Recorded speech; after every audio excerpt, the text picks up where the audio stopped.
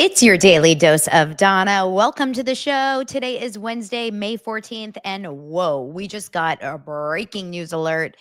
This story is getting spicy. Now that Taylor Swift is involved with the Blake Lively and Justin Baldoni legal drama, it's exactly what we expected. Taylor Swift, this is literally Blake Lively and Ryan Reynolds' worst nightmare. They did not want Taylor Swift involved. It's because of exactly what is going to be happening. Taylor Swift is getting involved. I had a whole story planned on why Taylor Swift wanted nothing to do with It Ends With Us in terms of promotion, even though she extensively was promoting Deadpool and Wolverine. She was high on Ryan Reynolds and Hugh Jackman's back promoting that movie, even though she had nothing to do with that movie, and she had nothing to do with the promotion of It Ends With Us. And so that was going to be my whole story. And 5 seconds before I went live, a news story broke on Daily Mail all about Blake Lively threatening to expose Taylor Swift and her text messages. This is breaking news, and I'm going to read this article with all of you guys. We have so much to talk about. Whoa, that plus Karen Reed, Diddy, and the Valley, all of it coming up on today's breaking news episode of Daily Dose of Donna.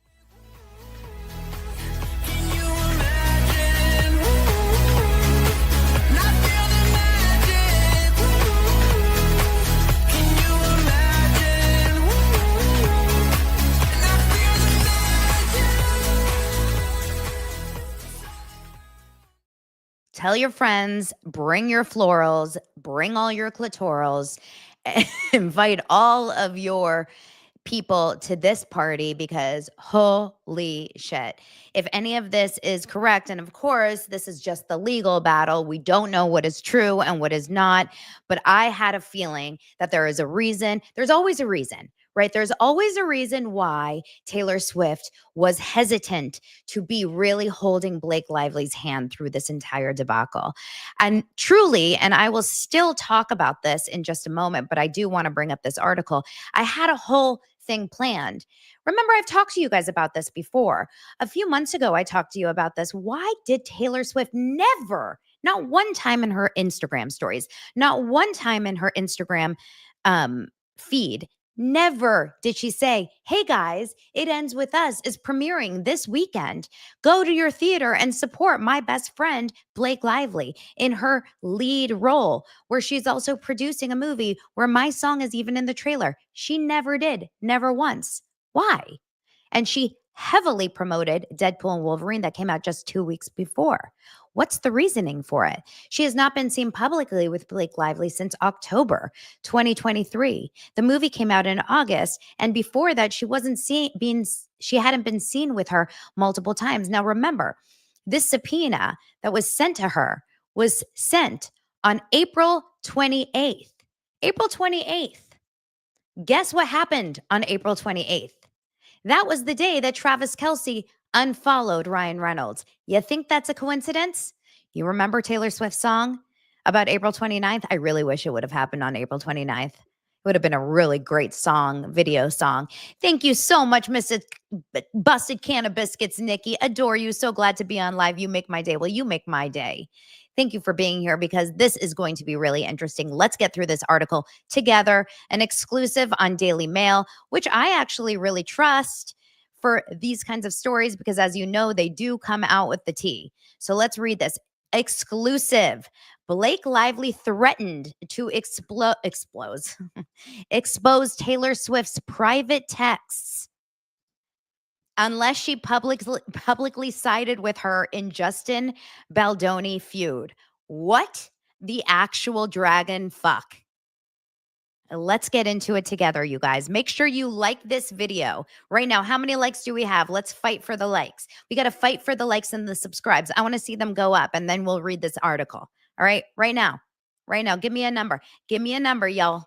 Give me a number. Come on. I paid for the subscription to Daily Mail. 63? What is that? What is that 63? Come on, fight for it, babies. All right, Blake Lively allegedly threatened to leak embarrassing private texts from bestie Taylor Swift unless the pop star agreed to publicly back the actress in her feud with co-star Baldoni. Can I ask you guys a question? Have you ever had to threaten your best friend to publicly back you?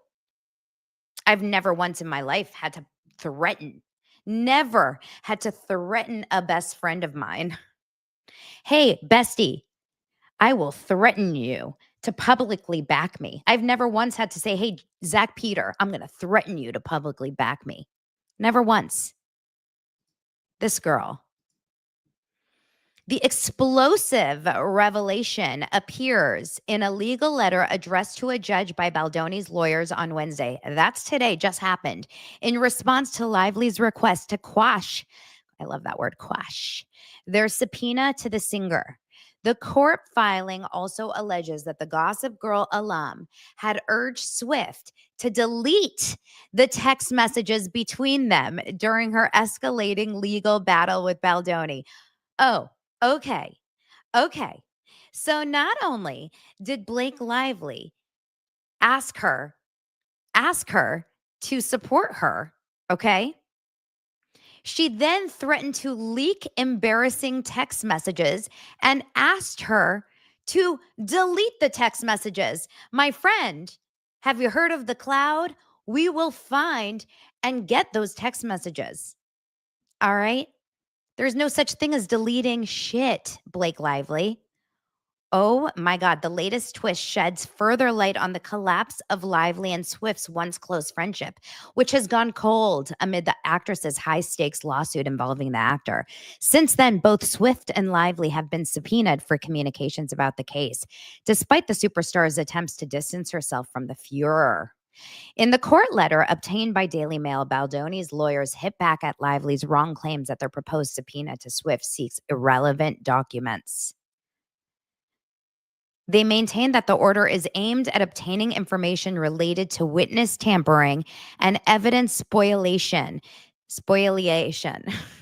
Specifically, that Lively had attempted to coerce Swift into publicly siding with her.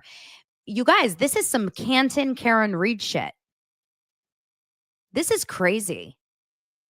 Specifically, the letter notes that Baldoni's team received information that Lively had contacted Swift's lawyers and demanded that Miss Swift release a statement of support for Lively. This is feeling very much like Ryan Reynolds writing that letter to William Morris to WME saying that Justin Baldoni takes responsibility for the bad energy on set, right? That Blake Lively had contacted Swift's lawyers and demanded that Miss Swift refused to do so. Release a statement of support for Lively and intimated that if Miss Swift refused to do so, private text messages in Lively's possessions would be released. This crazy, crazy entitled woman. The letter states that his lawyers are further informed and believe that Miss Lively requested that Miss Swift delete their text messages, which, according to insiders, may have contained details from over a decade of friendship, relationships, and private confidences. According to Baldoni's lawyers, Swift's attorneys purportedly addressed Lively's inappropriate and apparently extortionate threats in at least one written communication sent to her legal team. It is those communications that the Wayfarer parties seek to obtain by way of subpoena, as they would evidence an attempt to intimidate and coerce a percipient witness in this litigation, the document says. Swift, whose song My Tears Ricochet was featured in the soundtrack of It Ends With Us, was pulled into the roller coaster saga earlier this year when Baldoni filed a $400 million countersuit accusing Lively and her husband Ryan Reynolds of defamation. Explosive text messages from Baldoni's complaint revealed Lively had referred to her as my dragons, etc. Since then, Taylor Swift has tried to distance herself from the dramatic legal drama and her friendship. Those efforts have included icing Lively out of her inner circle, Travis Kelce has unfollowed Ryan Reynolds, and clearly they have not been friends. I love how this article also mentions that the Mama 4 has been accused of failing to read the novel by Colleen Hoover. Okay. It goes on and on. Last week, speculation arose around Swift and Reynolds' friend Hugh Jackman, with reports saying that they too are facing illegal grilling. Although Kelsey is unlikely to be slapped with a subpoena, one person who has already got one is publicist Stephanie Jones, who is also being sued by Baldoni. Okay, so on and so forth about that. But I want to go back. If there's anything more here about Taylor Swift, I'm going to try to find. I know I just got the actual letter from Nikki here. Okay. The letter from Mrs. Can of Biscuits was just sent to me. So we're going to actually look at the letter here. This is wild and illegal. And I can only imagine, listen, Brian Friedman's not an idiot. He is not in any way, he is not doing this unless he has proof. Someone in, maybe he's friends with Taylor Swift's lawyers, someone in Taylor Swift's camp gave him this knowledge, maybe to get Taylor Swift out of it. Maybe they don't want Taylor Swift to take the stand. Maybe they're trying to get Taylor Swift pulled out of the lawsuit. Maybe they're trying to get Blake Lively to settle. But Taylor Swift's attorneys gave Justin Baldoni's attorneys, Brian Friedman, some sort of intimate knowledge that said, Blake Lively is extorting us. Blake Lively is blackmailing Taylor Swift, to essentially put the pressure on Blake Lively so that she pulls and runs away from this. This is insane. This is actually insane. So hold on. I think I just sent myself the letter. Open with preview.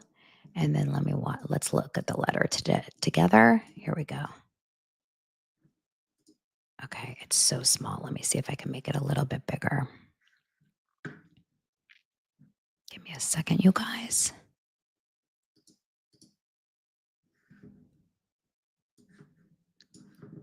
Can you guys see that?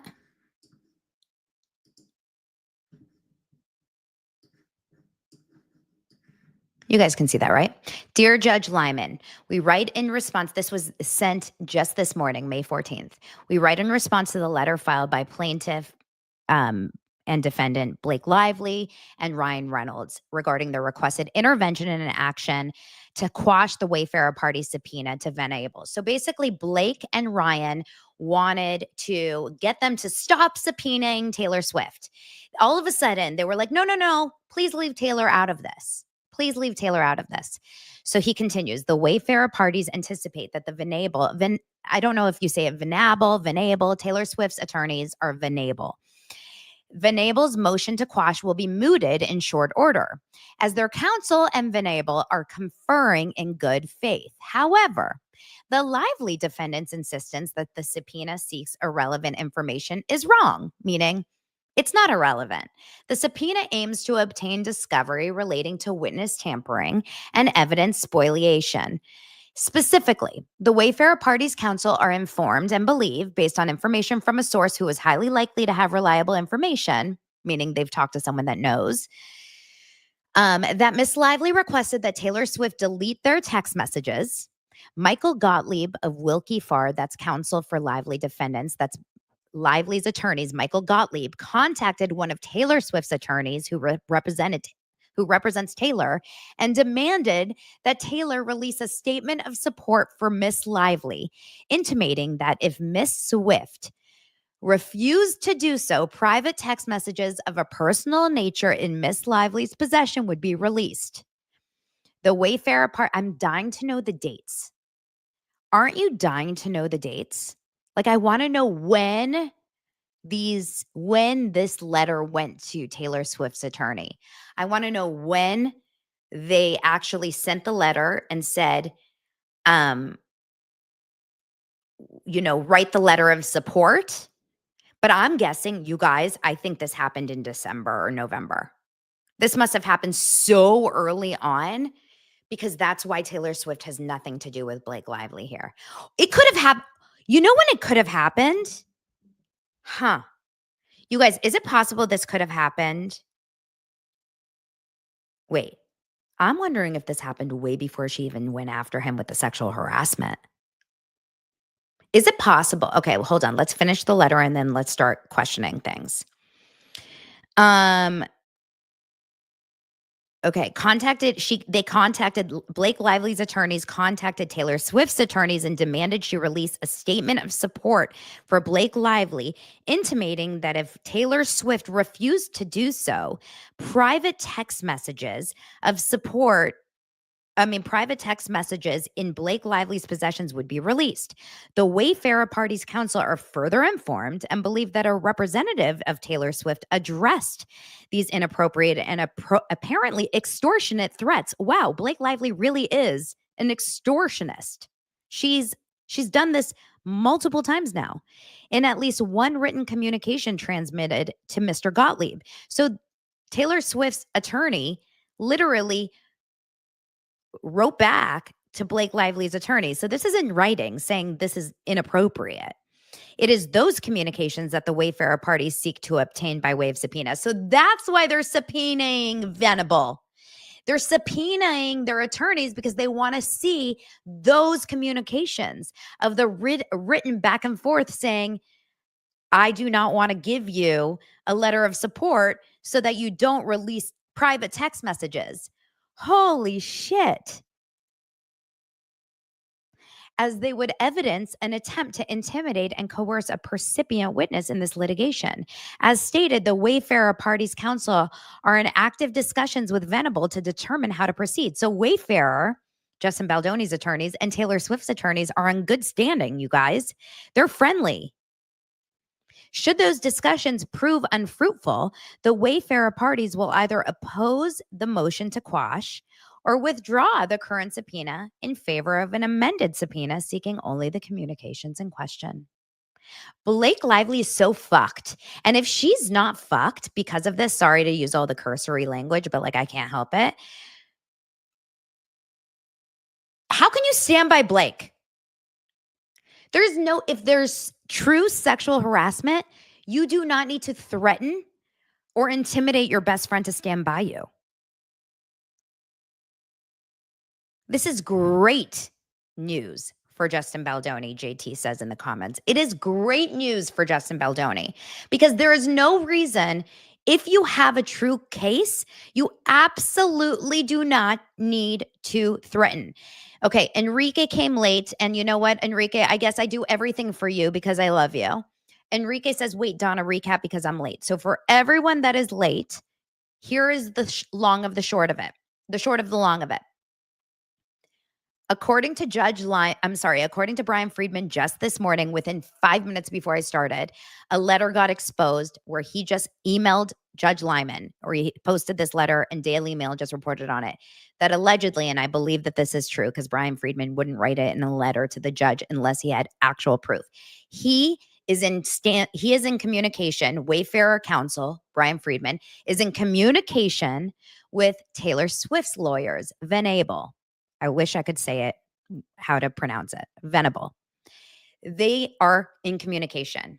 The reason why Blake Lively and Taylor Swift are no longer friends, one of the many of the reasons, is because at some point in these last few months, either after the lawsuit has started or prior to the lawsuit being filed, but I'm guessing it's prior to even, I have no idea when, Blake Lively and her legal team sent a letter to Taylor Swift's legal team, basically intimidating her and threatening her to get a letter of support for her against Justin Baldoni from Taylor Swift.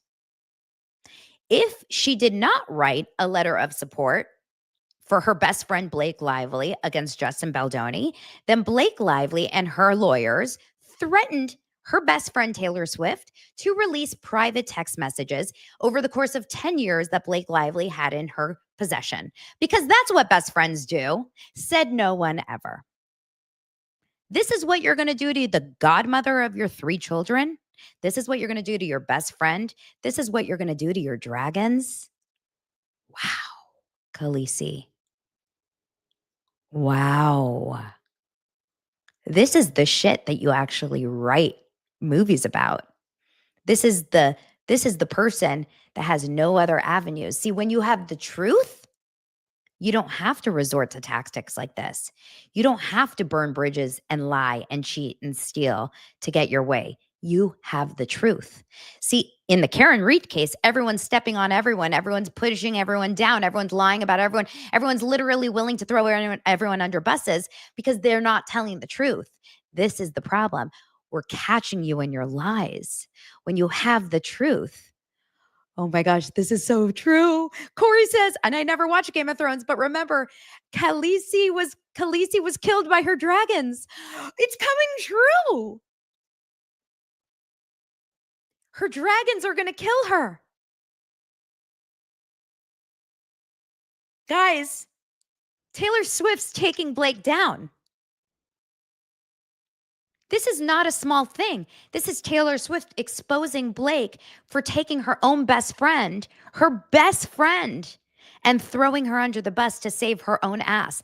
She's literally pushing her own best friend under the water so that she can keep breathing.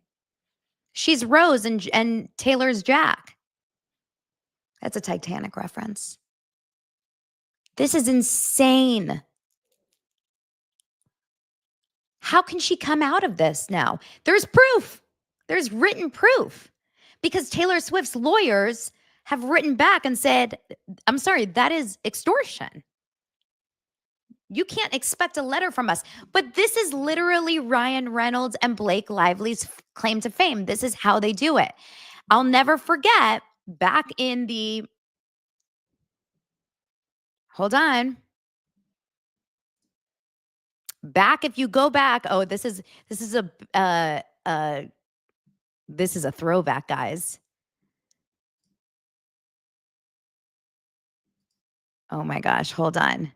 Stop sharing. This is a throwback. Do you guys remember the lawsuitinfo.com? Guys remember this guy, the lawsuitinfo.com? This is his amended complaint. I'll never forget back in the lawsuitinfo.com, and gosh, where could it be? Down at some point when how am I going to find this? When they had the conversation with William Morris, with Jamie and WME, and they had to write I need to find it. Oh my gosh, how am I going to find it? And they had to write Jamie Heath had the conversation with WME and Jen Abel. And their conversation was basically, I'm going to try to find it at some point, but with WME, and they said basically that, hold on, let me just stop this so I can just focus while I'm talking to you. When Jamie Heath and Jen Abel spoke to WME, and WME said Ryan Reynolds wrote this letter that they want you guys to release. They want Justin Baldoni to release this letter. It's the same playbook, right? And he said, we're not going to release this letter. It was Wayfarer basically taking responsibility. Justin Baldoni and Wayfarer taking responsibility for the bad experience on set. It's essentially the exact same playbook. We're going to write you a letter that you have to do and say. And the agent said, this is the typical Ryan Reynolds and Blake Lively playbook. It's nuts. Amy, thank you so much. Control F to search for words. Yeah, I guess I could do that. It's hard doing these things live. I just don't even remember. I don't even remember. There's so many. I mean, how many times was William WME? Hold on. I may almost be there. One second.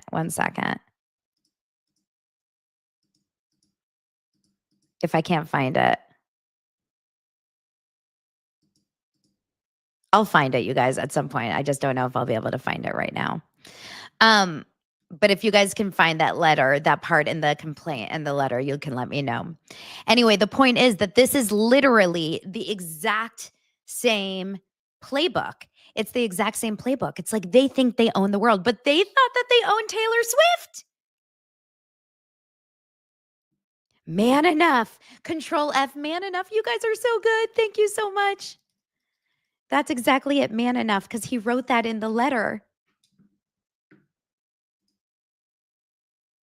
No, it's not in there. It talks about when he said man enough in his books.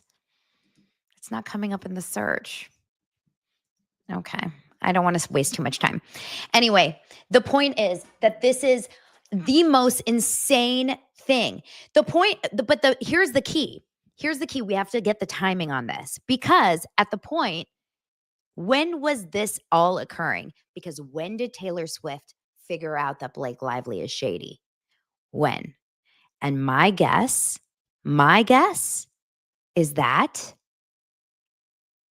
it was way before her CRD complaint. My guess, it was when she was starting to get bad press around the premiere.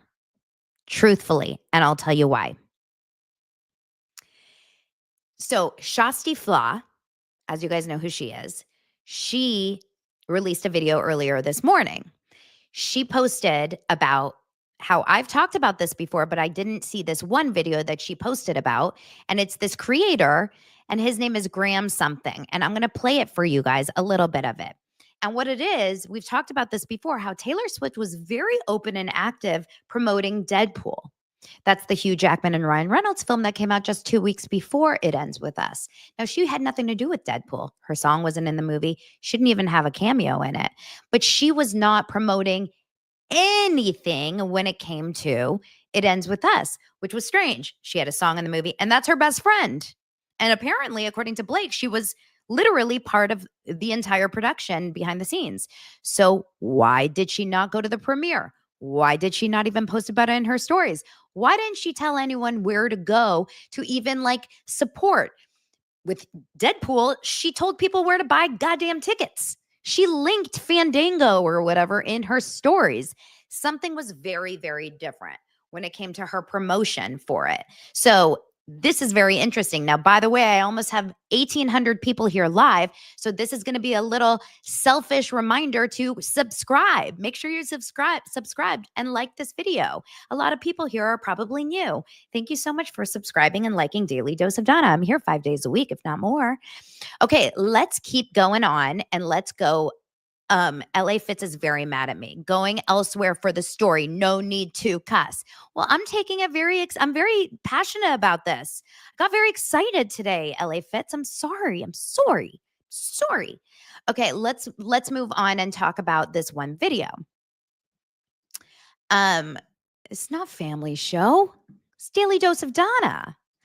Okay, let's move on to thank you mildly. Shit, forgot to like. Okay, let's move on to watch this little video of every single time that Hugh and Ryan talk about Taylor Swift. It's wild. It's almost like they were paid to talk about Taylor Swift in you guys are so funny in the comments. Everyone's cussing. I'm sorry. Okay, I'm in Canton now. Okay, hold on here. Watch this. Oh my God. I'm sorry. I'm going to trigger you guys because I'm going to show you guys Ryan Reynolds. I can't help it. He's so annoying to me, but this is interesting. The creator, his name is Graham O'Neill. Taylor Swift. She is the nanny for these guys. She's at your house. I know.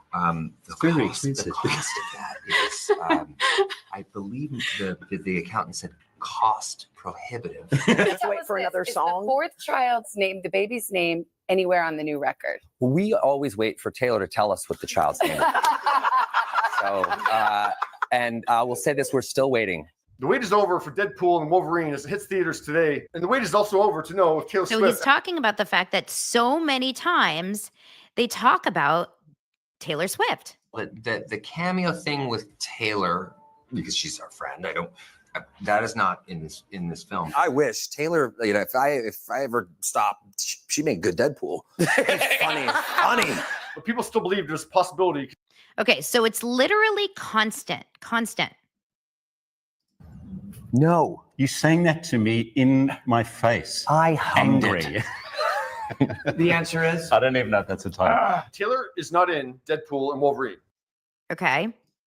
But then it ends with us. Do it for me. Like, is she going to do this for Blake's movie? It ends with us when it comes out in 2 weeks. That will not make in its entire theatrical run what Deadpool and Wolverine makes. This was 9 months ago. He created this video before it ends with us come out. Oh my God, I can't speak. Before it ends with us came out, he made this video. She never spoke about it ends with us. Why? Why? So my guess is that press was starting to pick up right around the premiere when everyone was starting right before the premiere, right? Or that week. People were starting to pick up on the fact Taylor unfollowed Justin Baldoni, Ryan Reynolds blocked Justin Baldoni, Colleen Hoover, everyone started to turn on Justin Baldoni. Press was starting to pick up on the fact that Blake Lively was turning on Justin Baldoni. Maybe, just maybe, Taylor Swift was picking up on something along the lines of why is Blake Lively turning the world against Justin Baldoni? What is going on? Why is everyone hating on him? Maybe she had a bad feeling about this girl. Maybe there was a sense of her that felt like something was afoot. Is there a world? Is there something that I'm wondering, like, did Taylor have a sixth sense that Blake Lively was doing something shady? Is there a world that she had a bad feeling that Blake Lively was doing something shady and she didn't want to promote a film where she knew she was like acting shitty? That's the only reason that I can think of. Enrique brings up a good point. Sabrina Carpenter had worked with Justin Baldoni and had a good relationship with Justin Baldoni. Taylor Swift is good friends with Sabrina Carpenter. Maybe she's heard great things about Justin Baldoni. Maybe she met Justin Baldoni at some point during the whole situation, and she was like, I don't understand why all of a sudden you hate Justin Baldoni. He seems like a good man. Like, something is weird here. There's got to be something going on where she said, it doesn't feel right. Why did you turn on him so fast? Is there a world where at this point she was already saying, I need you to support me against this guy, Justin Baldoni, already at this point? And Taylor was like, no, I'm not going to write a letter of support against your director when I don't see that he did anything wrong. I can't do that. It's going to ruin my career to get involved in something that I have no actual knowledge about. Something seems weird. However, this is interesting though. Dana, I'm assuming your name is Dana and not Donna. Remember, Taylor did host Blake's birthday party at her house. That is true. They still were friendly. That is true.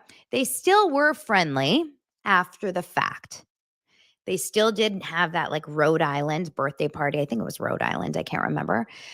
Birthday party. They still hung out in quiet, never in public. They did a couple private little appearances with families. And then that was it. That was it. The last time they've ever been seen in public was October. So maybe it was around that time. Maybe that was the final straw. But why would she not promote the movie? That is the confusing part to me. None of it makes sense. But something happened. It was starting to build. There was a feeling that Taylor had that she didn't want to promote the movie. And that is very confusing. Something happened. But, Donna says, my name is like yours, Romanian pronunciation. I'm also Romanian, believe it or not. I've told you that before in DMs. Michael says, maybe Taylor Swift knew that Blake Lively made a serious play for Justin Baldoni. Maybe she knew. Maybe she knew something was shady in that world. I don't know. Taylor Swift knew something. There's got to be a reason that she was so promoting of Deadpool. She did an entire in-feed post about Deadpool. For Taylor Swift to do that with her millions and millions and millions and millions of followers, and then to not do anything. Ashley keeps saying Exhibit A 135. Is that the thing? I'm wondering, did you find the thing that I wanted to find earlier? Hold on. Maybe you found. I don't know. Okay, so I think at the end of the day, something definitely happened there that made it very, very uncomfortable for Taylor Swift. But you guys, everyone that's saying Taylor Swift still has Blake Lively's back and she's just not saying anything, you guys are nuts. And when I say you guys, I know it's not you guys because I know dosers understand. I know dosers are on the right. Oh, timeline of relevant events. Thank you. Everyone is like talking to me. Dosers get it. Dosers understand the truth, but I know that there's a lot of people out there that don't want to see the truth. They want to see that Blake Lively and Taylor Swift are still besties and that Blake Lively and Taylor Swift are still supporting each other, but there is absolutely no way because at the end of the day, Blake Lively would have Taylor Swift would take Blake Lively's back because friends don't do this. Friends do not leave their friends hanging during these crazy, crazy times. They don't. They hold each other's hands through these times. That's what they do. And no one has held Blake Lively's hands, except now she's walking the streets with Selma Hayek. It's so confusing, but nothing else. Nothing. Okay, in the timeline of relevant events, thank you so much, Ashley or whoever found it. Here it is in the timeline of relevant events. It says on page 135 on August 12th, 2024 was when William WME was warned by Reynolds that he would personally draft a statement. This is probably what happened also for Taylor Swift. I'm sure Ryan Reynolds said, I will personally draft a statement for Taylor Swift to write. He tells WME that he would personally draft a statement for Wayfarer to release immediately. Remember that? Heath and Abel are astounded that Reynolds and Lively blame Baldoni and Wayfarer for their self-inflicted PR nightmare. Heath had consistently communicated that neither Wayfarer, Nathan, nor anyone on their team was manipulating the internet using bots or seeding stories about Lively or Reynolds' character. All press stories were organic and directly resulted from Lively's own tone-deaf marketing approach.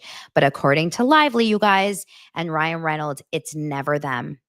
It's Taylor, it's Baldoni, it's Wayfair, it's us, it's the bots, it's the water bottle's fault. It's literally everyone's fault but their own.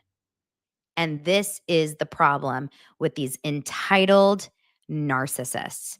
And thank God for companies like Daily Mail who are willing to post and talk about the truth and not scared to, like Time Magazine, who are willing to award extortionists and blackmail people like Blake Lively as a titan. A titan. This woman just got awarded a titan. How sickening for Taylor Swift to see this. To see this, you guys. She just got awarded as a titan. But just a few months ago, she messaged her best friend through an attorney saying, I'm going to release your private text messages. God knows what those private texts said. God knows her private texts. Maybe they talked about her anxiety. Maybe they talked about her body security issues. Maybe they talked about how she wasn't having good sex with her boyfriend. What the hell? Who releases private texts of their best friends and the godmother of their children? She's a sick woman. And if she's willing to do that to her best friend, well, don't put it past her to not lie about sexual harassment. Sick woman. Manon, thanks for the super chat, says her next songs, Beady-Eyed Boy, White Walker, Harry Donuts, Boone Hall, Flossom Bump, My School Burned, Jake Warned Me, Travis's Big Arms, 1-0. Oh my God, Plantation Barbie should be added to it. Married on a Plantation. Oh my God, that's so good. It's out of control. I'm sick of the bad people winning. And that's why we're doing this. That's why we keep talking about this. And stop telling us, stop gaslighting the people that are fighting for Justin Baldoni, saying that we are, attention seekers, or Justin is just attention seeking. And while I have over 2,000 of you guys here, 2,100 of you guys here, I'm going to trigger you guys even more, because just freaking Nick Viall, okay? We have a problem with Nick Viall, because that's not Nick Viall. That's one of, I guess, his producers or something. Oh yeah, her next song is going to be Perineum Posse. But although Taylor Swift sounds like she's not part of the Perineum Posse, Taylor Swift wanted to be extricated from the Perineum Posse. The Perineum Posse right now is just is just Blake, Ryan, and Hugh. And Hugh loves being part of that Perineum Posse. Hugh wants to be on the bottom of that Perineum Posse. Okay, we got to talk about Nick Viall and his vile take on the subpoena. Because now we're all in, right? Now we're all getting triggered. So let's just get triggered together. Take a look at this and tell me what you guys think and how nauseated you guys are about to get here. Nick thinks that Karen Reed is. Well, hold on.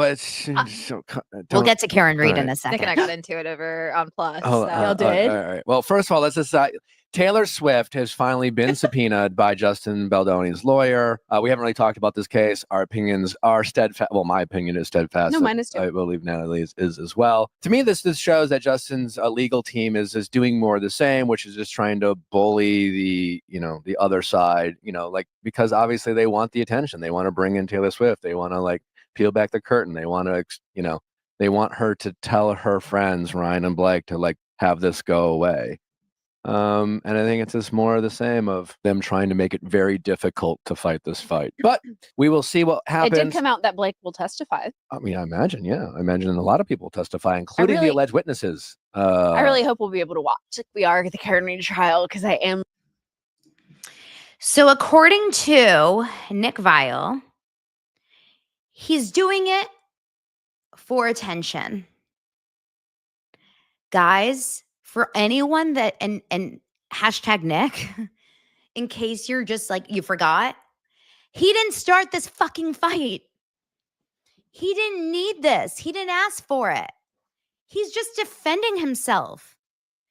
Don't start a fight that you can't win. I posted something in my stories. Stay away from people who start battles and then play victim. She started the fight. He's not trying to get attention. He didn't want anything to do with this. He literally is just defending himself. What is he supposed to do? Lay down and take it? I have never, ever in my entire life wanted someone to get wrongfully accused of sexual harassment. But if anyone does, I hope it's Nick. Truly. If anyone deserves karma, it should be men like him. Do you know what I mean? God forbid a man like him gets wrongfully accused.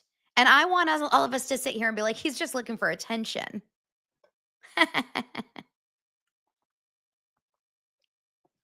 It's so upsetting. Attention. There was a genius on Reddit. I wish I would have saved this, who came up with a chart. The people that are fighting for Justin Baldoni are so great. She came up with a chart, and it was so great. It was all the times that Taylor Swift was involved, based on things that Blake Lively had said on panels, based on Instagram posts, based on this, based on that, based on that. It was so genius. There's no reason she shouldn't be subpoenaed. She's part of the story. Just because she's a celebrity has nothing to do with it. Just happens to be when we're talking about celebrities. Now, I can't wait to keep going on with that. In the meantime, in terms of the legal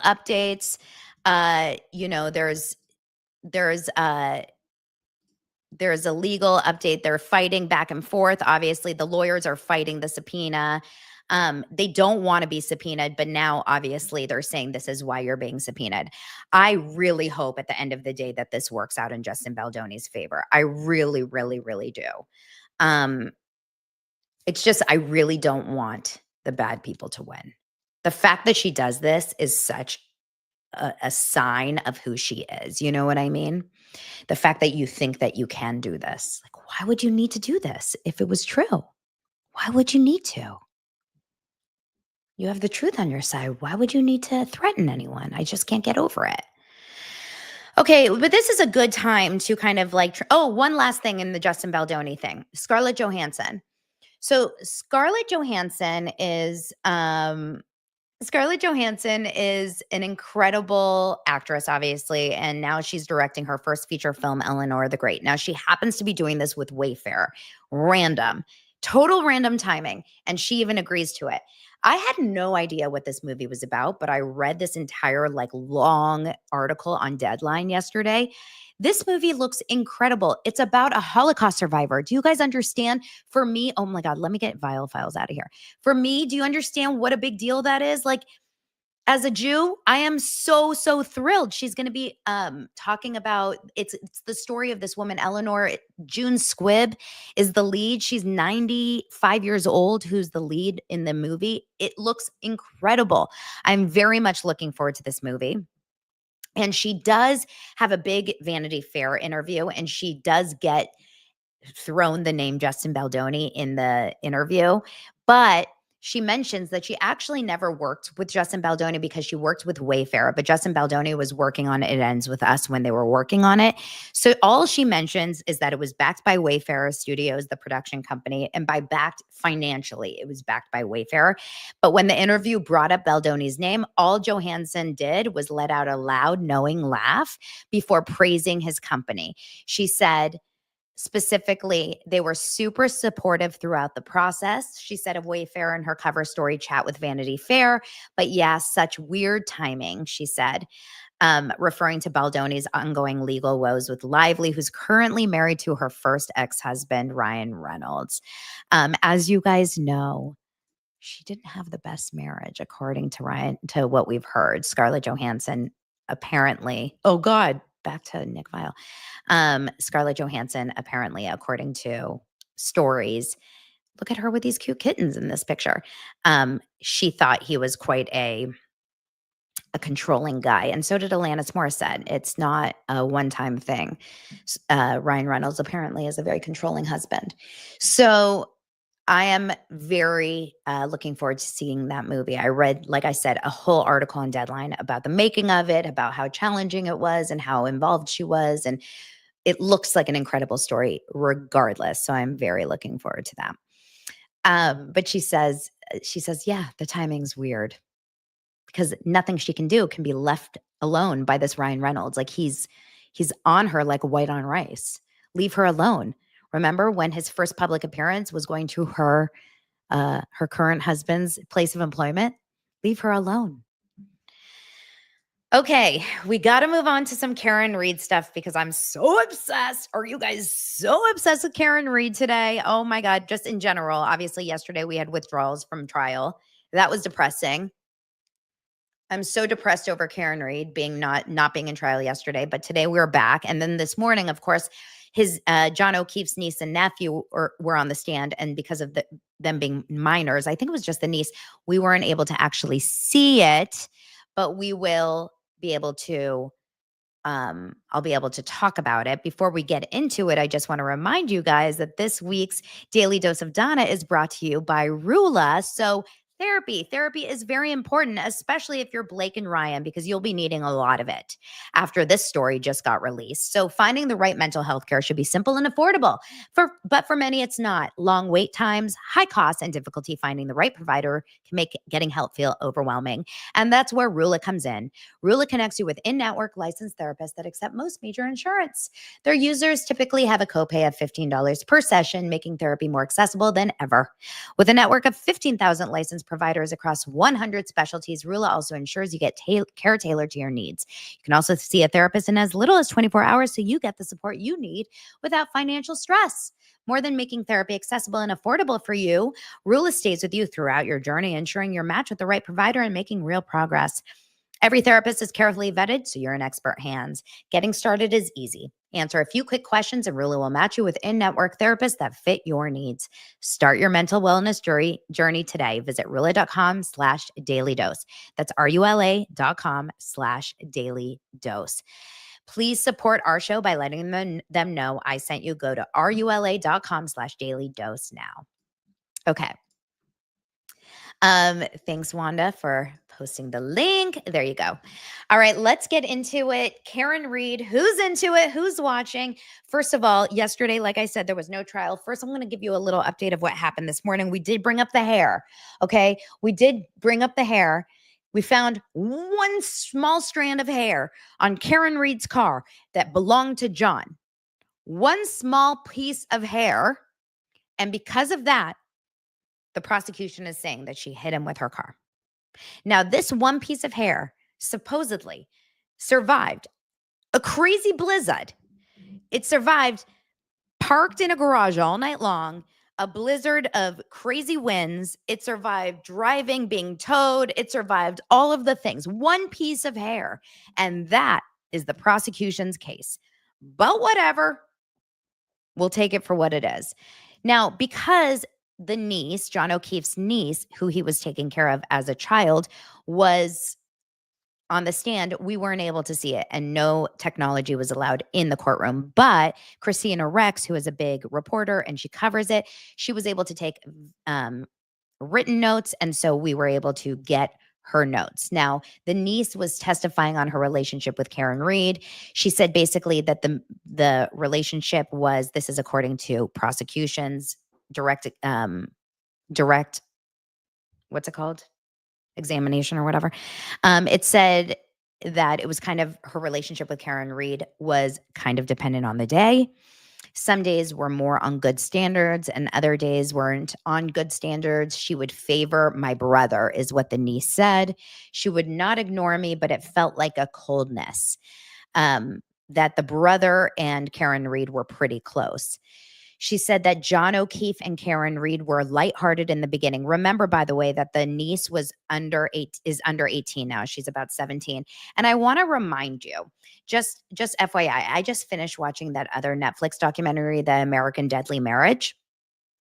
And that documentary is very interesting. It like, kids do get, I don't want to say brainwash, but kids do forget a lot of times your really strong relationship. And then when you live with people who say like, they're horrible, they're horrible, they're horrible, it's very easy to get brainwashed in 2 seconds. I'm not saying that they don't actually, that they don't feel the way that they feel. I just think that you have to keep that in mind. They've been living for the last 2-3 years. He died on January 29th, 2022. It's now been 3 years, right? They've been living in the home of someone that has said Karen Reed is guilty, Karen Reed is guilty, Karen Reed is guilty. So even if they had a phenomenal relationship with Karen Reed 3 years ago and for the last years before that, which it sounds to me like they did, according to all the stories that I've heard, she really loved them. She took a lot of care of them. They've only heard all this horrible things about her. And in her testimony and in her story, she said that she and John O'Keefe fought a lot about the kids. So I can see why they're like, we don't really like care so much about her. We don't really care. So, you know what I mean? Like, I get that. Think about how easy people get, brainwashed from TikTok, from just watching like a few videos on their feed. It's very easy to get your brain changed. So I see a lot of people in the comments that disagree, right? A lot of people in the comments say she's guilty. A lot of people in the comments do not feel Karen Reed is guilty. Lie detector says she is guilty. I really wish you would take off the rose-colored glasses, Donna. We're going to disagree here. I'm so sorry to tell you. I hope you still can watch my show. I am sorry. Right now, where I feel is that the evidence that she hit John O'Keefe with her car is not strong enough for me to believe. And I'm so sorry. And I love you. And I hope so much that you can still watch my show and still be here, but I don't agree with you. It's not rose-colored glasses for me. I'm literally watching the trial just like you, but that's why there's a trial and that's why there's a jury. It's like half people will believe and half people will not. And that's the cool thing about this world that we live in, right? Like, but don't take it personally. I'm sorry. I love you. Danny says big props to Wanda, who's an amazing mod. Yes, I agree. Thank you for being a member for 10 months. We have to do it members only. I have an eye doctor appointment today, so I can't do it today. But can we do it tomorrow? Could we do it members only tomorrow? Let me know. Elsie, did you just come in and say, Donna girl, did you hear? Are you talking about the fact that Blake Lively threatened to expose Taylor Swift's private texts? Yeah, girl. Yeah, girl. Okay.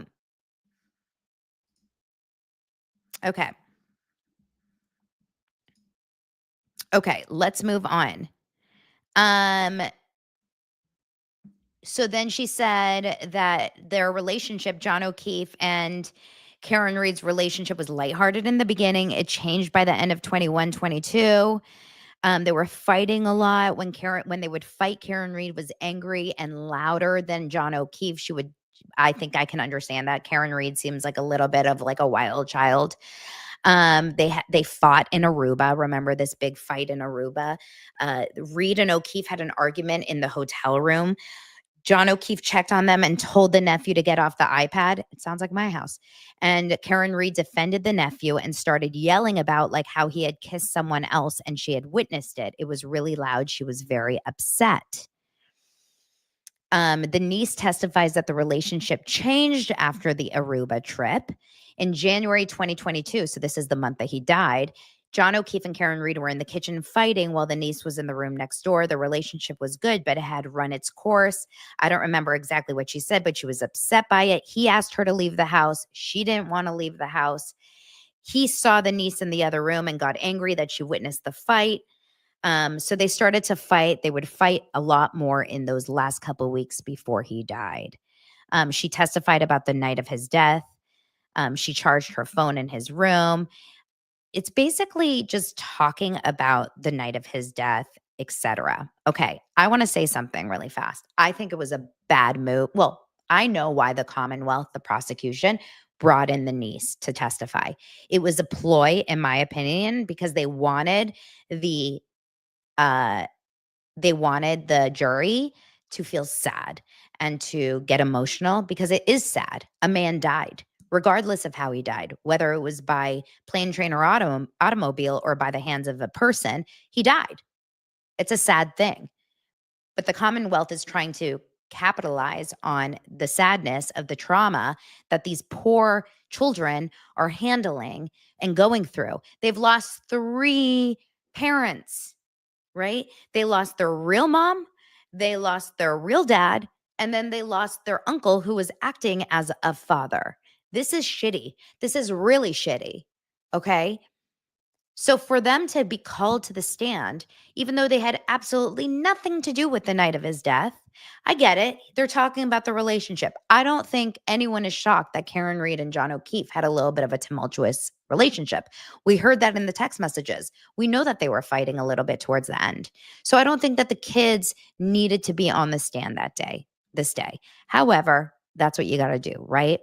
Then when they were cross-examined, the niece said that, they would get their nails done a lot, that she would go to their baseball games, that she would watch over them, that she would go to get their hair done. So she was a present mom figure, even though they would fight a little bit, mom and dad, or John O'Keefe and Karen Reed. She was around, and they would stay at her house even without John O'Keefe all the time. She would take them for dinners, and they would never actually fight. They would never physically fight. And that was that. So today on the stand, we have more police people. Now, interestingly enough, someone, actually Molly Dare, I don't know if you're still here in the comments, but Molly Dare sent me a a picture that I posted on my Instagram stories last night of Higgins when he was at the police department in that hallway. And it's very, very interesting. It's a picture of Higgins walking. Someone took a screenshot, and I wonder if you guys have seen this. I'm going to stop it on my stories and let you guys see it. It's Higgins, and it's a paused picture of him. And someone was like, I don't know if this is the camera. I don't know what's going on here. But if you look at it, and it's kind of hard to see because now you're looking at my Instagram story. But if you go to my Instagram story at This Is Donna Bowling, make sure to follow me at This Is Donna Bowling, and you zoom in, which I can't do from the Instagram story. Sorry. His right hand is swollen and red, which means if it's true, if you actually do the zooming in, it would look, why is his right hand swollen and red unless he was just in a fight? Interesting. So check that out. Okay. That is an interesting thing. And another interesting thing is right before, someone just sent me a reel here. I mean, a TikTok, and it's very hard to understand, but this is off of a live. Someone was sitting in Canton. I guess they're doing a little protest, a free Karen Reed protest or something. And one of the nurses that was watching over John O'Keefe the day he came into the hospital on January 29th, one of the nurses drives by, stops, opens her window, and yells out. And she says, I'm going to play it for you guys, and then I'm going to let you guys, if you don't understand it, it's very short and it's fast. So I'm going to play it for you guys, and then I'll tell you what she says. That's not for the pizza. No. John O'Keefe's nurse the morning he came in. Wow.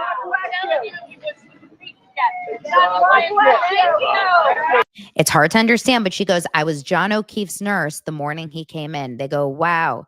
And she goes, I'm telling you, he was beaten to death.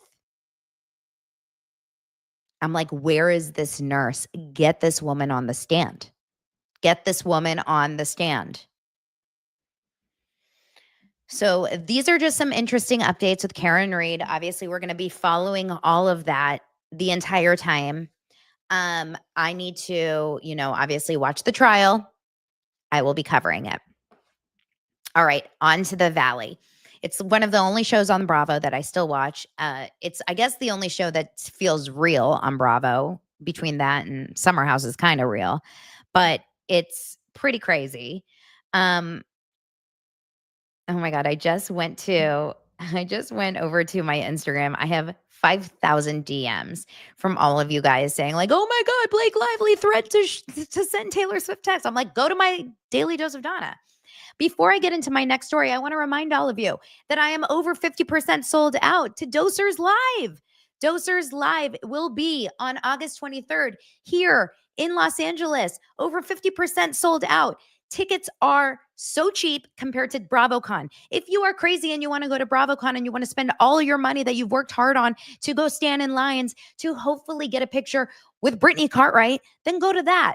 But if you actually want to have fun and you want to hang out with real people and you want to dance and you want to drink and you want to eat and you want to hang out with fun people, then come to Dosers Live August 23rd. And that is go to dailydosepod.com/Dosers Live, and you can buy a ticket. It's $100 to buy a ticket, and it's 4 hours of fun that includes drinks, that includes food, and it includes fun, and it will be here in Los Angeles. And we have a hotel room block, very local, with a shuttle, and it's all on the website. You can totally buy tickets, very affordable. Make sure to buy a ticket before tickets go all out of completely go out. Like a sellout. Thank you. I can't remember how to talk. So make sure to buy tickets. Special guests. We're going to have so much fun. Amy says the statistical odds of Karen Reed saying, I hit him to 3 or 4 different people at 3 or 4 different times is one of the biggest red flags to me, especially when a few of the cops that were there she said, including Buchanan, said, I heard that she said, could I have hit him? Did I hit him? Like, he can't even say that she said I hit him. The only person that says I hit him are Jen McCabe and the one woman who is the fire girl who went to school with the McCabe kids. Like, it's so corrupt. It's so corrupt. Okay. Let's go on. Thank you so much. How long was the hair? That's a great question. How long was the hair? Except it's spelled wrong. HOS. Long was the hair. How long was the hair? How long was the hair? I think it was like this long in the car, in the back of the car. It was like this long. It's perfect. You just, John O'Keefe was wearing a hat, so it would make sense that one piece of his hair from under his hat would be in her taillight. Makes so much sense. All right, so make sure to buy your tickets to Dosers Live. Let's have fun together. Let's go on to the Valley. Now, the one thing about the Valley is that it's the only show on Bravo that's so unhinged that it's like insane. They're talking, everyone's drunk. It's basically Canton, okay? It's basically Canton, except younger and in Southern California. I feel dirty watching it. I feel dirty. I feel gross. I question my sanity. I question, is this like safe to what? I mean, it's all the things that you want in a Bravo show, right? They go up to Santa Barbara, the whole crew, minus Jax because he's still in rehab, not getting sober. And Danny Bucco comes later, but don't worry, he's a big part of the show because he's hey. Danny Bucco is basically Paul Feig. Bang, bang, bang, bang, bang. They go to this winery up in Santa Barbara, okay? Well, no, they wake up in the house in Santa Barbara, and I think it's 7 a.m. because Chris and Dodie looks so tired. They're washing dishes. They're basically still drinking coffee, but Jesse Lally is already on his second bottle of champagne. I've never seen a guy drink like this. He's on his second bottle of champagne. They all get up, they get ready, and they pile into a Sprinter van, a party bus with a pole. Jesse Lally is hammered, and they're not even at the winery yet. Now, if I'm just going to tell you guys, I don't know about you, but it's hard to go to a winery without getting a little bit of a buzz. You're not eating. It's like 11 a.m. It's hot out. It's sunny. And I'm not a spitter when it comes to my wine. If I like a little wine, I'm going to drink it, right? It's like fresh Sauvignon Blanc right off the grapes. You're in Santa Barbara. You're in a gorgeous winery. You're drinking it. I mean, Brittany can't drink it because she doesn't like wine. She only likes tequila on her date night, right?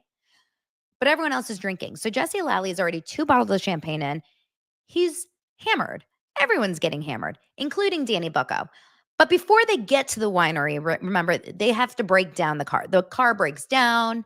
Thank God we got Luke. That's Kristen's country bumpkin boyfriend. He comes out of the car. He's like, oh, looking under the hood. Thank God for Luke. Now, we finally get to the winery. There's like problems with the car, but we finally get there. They sit down, and Danny Bucco shows up, and he's like, hey, just got off my voiceover gig. Yeah, I just worked a job because I'm in SAG.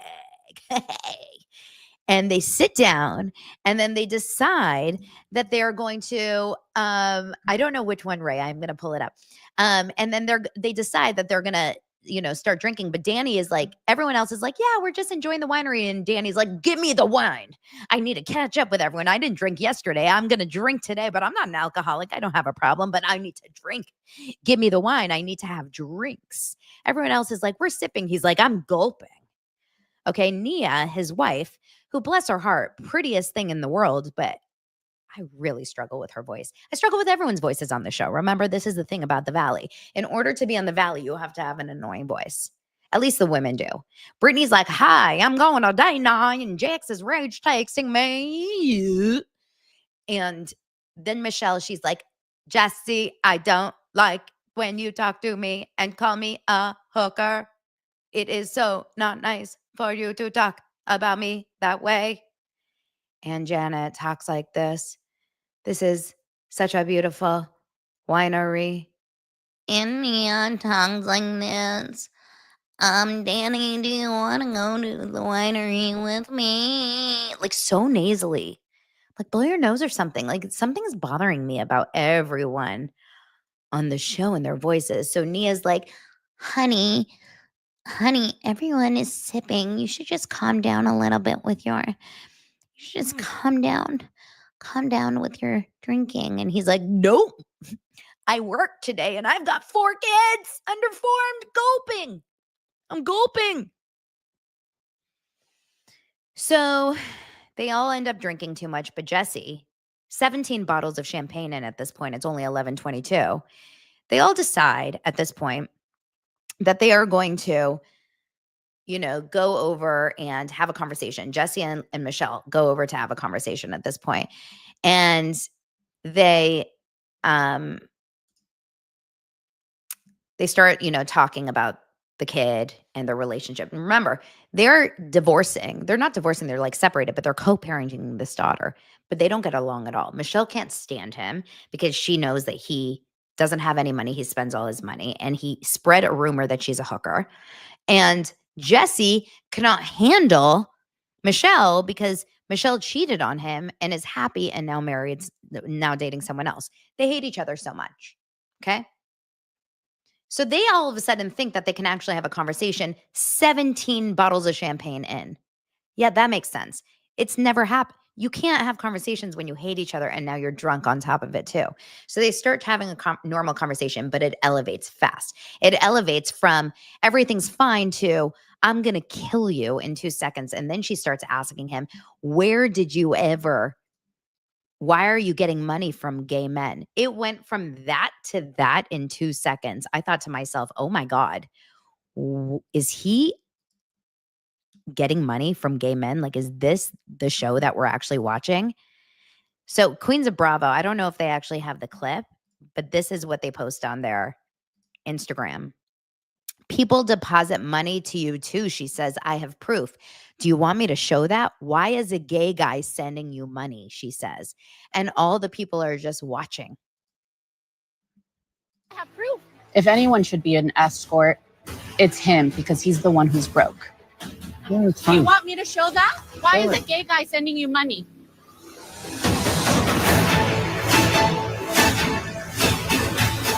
I mean, it's a good question. Why is he?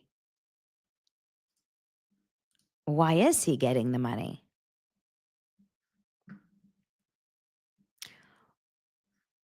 Wait, I'm looking at your comments. Is that possible? You're not being honest, right? The Daily Mail. No, it's still there. Someone said Daily Mail deleted the article. It's still there. It's still there. Okay. So this is the kind of conversations that they're having on On the your show. birthday. I'm sober now. On your birthday. So they're obviously very, very heightened. Now Jesse ends up, they try to like make it better later in the evening. They try to get along, but they cannot get along. Now, meanwhile, Danny gets back to the house and he still is like, I still have to catch up. I still have to catch up. I still have to catch up. So apparently they get back to the house and everyone's like getting ready for dinner and Danny goes straight to the pantry and chugs tequila. Now, look, I'm not saying that everyone is that he has no drinking problem. He probably does have a little bit of a drinking problem, but this guy, he has 3 kids under 3. Let the guy live for just a weekend. I kind of feel bad. Okay. I feel bad for 1 second. Like, let him live. So he comes back to the house. He just passes out. He sleeps all through dinner. Maybe he does have a problem, but I don't know. I don't know. Let him sleep. So he passes out. He sleeps the entire time. They end up having dinner, and Brittany gets pissed because Nia pretends like everything is always so fine with her and Danny. And this is the pageant in her, okay? This is the pageant girl in her. She's like, oh, Danny, he's fine. He's just sleeping. He's tired. He works. And everyone's like, just sleeping. He's a drunk. And Brittany is like, I just don't understand. I just don't understand why he can't, why everyone else can't just like share their bad lives, why it's just me, why I'm the only one that has to expose everything. And the more she talks, Brittany's boobs get bigger. I mean, I'm telling you, Brittany's boobs have gotten bigger every episode. Every episode, her boobs are inflating and inflating and inflating. I don't understand what's happening with Brittany's boobs. I don't want to see that. I'm telling you, I've never been less of a lesbian when I look at Brittany's boobs. I'm sure men love that. I'm sure Jax Taylor and certain men love her knockers, but her boobs are just getting bigger and bigger. Every I don't know what outfit she's picking, but we need to do something about that. We need to do something collectively about Britney's boobs. They're so overwhelming in every scene. And she's so cute because at the winery, she dressed so cute with that little bow in her hair. And then when she went to the car racing thing the weekend before, she dressed so cute. She's actually really cute. It's the over the top boobs that are so distracting from my face. You know what I mean? It's like I'm getting knocked in the face and I'm home. I don't even have 3D glasses, but my face is getting knocked in by tits. I mean, I'm basically cheating on Lance. I've become a lesbian. I don't even have an intimacy coordinator in my home. I'm concerned. But she looks so cute at the winery. Like, didn't you guys think she looked so adorable? I just want her to like have a little bit, you know? Anyway, now they get really mad at Nia because Britney, I think she's just drunk. She's like, woohoo, the tequila's hitting.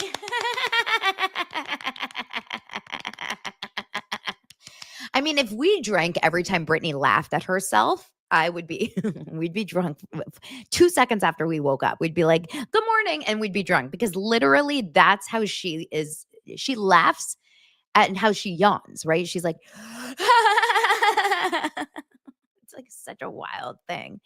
So she is truly, honestly, she's constantly laughing and she's just drinking her tequila under the table. I'm sure she and Danny are in the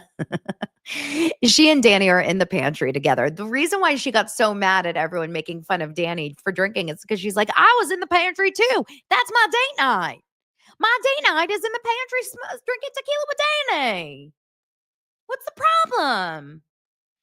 So I guess they were on Watch What Happens Live. I didn't watch the entire thing, but I guess Andy Cohen was very, very annoyed with them. Let's watch a couple clips from Instagram. All I know is that I really struggle with some of these guys on the show. I mean, I can't. Let's watch. Very low moment for you calling Michelle. So moving on to Danny. No. Calling Michelle a hooker at the winery. Yeah.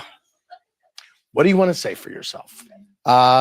It was a huge mistake. It was, one of those moments where you're just triggered and reactive. And it's something that reactivity is something that happened all throughout season 1, something that I was working on. And like, honestly, it was a year ago. Right. And just seeing that back, I'm like, God, the amount of work I've tried to do since that moment, because it was, I'm wildly ashamed of it. And, one day I'm going to have to explain those comments to my daughter. And it's Yes. Anne-Marie loves Jesse. A very low. What was your Zacchaeus. reaction when you saw the brouhaha that happened after you passed out in tonight's episode? What was my action after I woke up? Yeah, and saw the conversations tonight. Yeah. I wasn't very happy. I was very confused as to why everybody was going after Nia so hard about everything that had happened.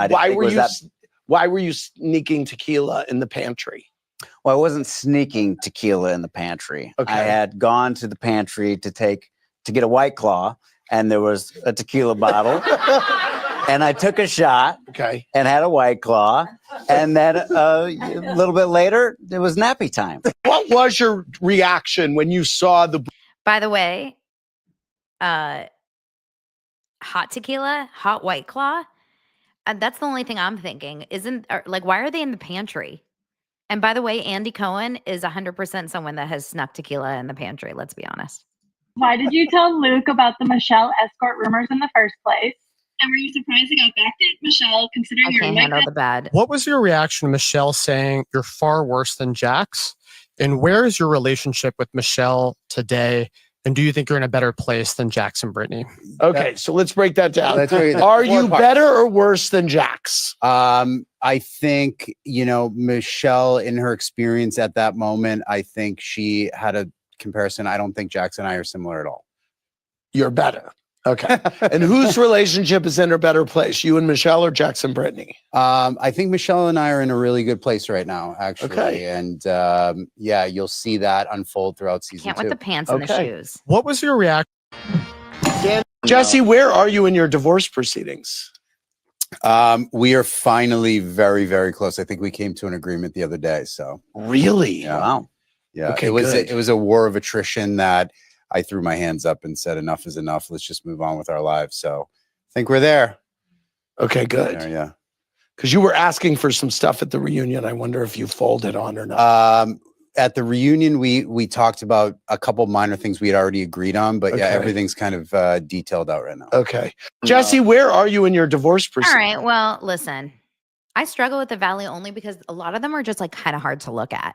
Not like just physically, just like they're hard to sympathize with. They're not very likable.